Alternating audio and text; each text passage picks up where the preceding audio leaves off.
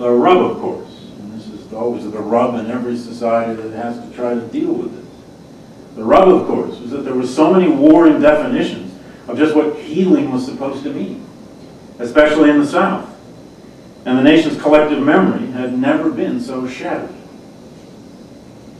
If you think about it, what healing meant to white Georgians, who might have been in the front of Sherman's March to the Sea, and what healing meant to former slaves in Arkansas or Virginia or anywhere else, were very different questions.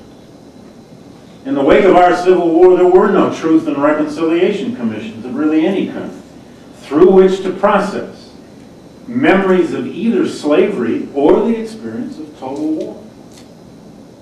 The closest thing we might have had that even comes close, and the analogy breaks down very quickly, were the Ku Klux Klan hearings of 1870 and 71, which were extraordinary hearings, which produced 14 massive volumes of testimony.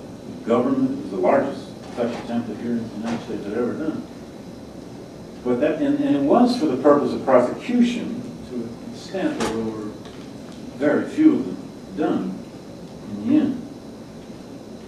Defeated white Southerners and black former slaves faced each other on the ground in the South, seeing and knowing the awful chasm between their experiences, unaware that any path would ever lead to their reconciliation. Read portions of Du Bois's The Souls of Black Folk if you want to get a sense of that tragic vision of white Southerners and black Southerners facing each other across a chasm across which they could not build a bridge. I think it's the finest thing any American's ever written. Yankee and Confederate soldiers, however, would eventually find a smoother path to bonds of fraternalism and bonds of mutual glory. It would take a while for the blue and the gray to do this, but they did manage it. As is always the case, if you like, in any society trying to master the most conflicted elements of its past, healing and justice had to happen in history and through politics. Americans have had to work through the meaning of their Civil War and now the meaning of slavery in perhaps the only place we can, in the politics of memory.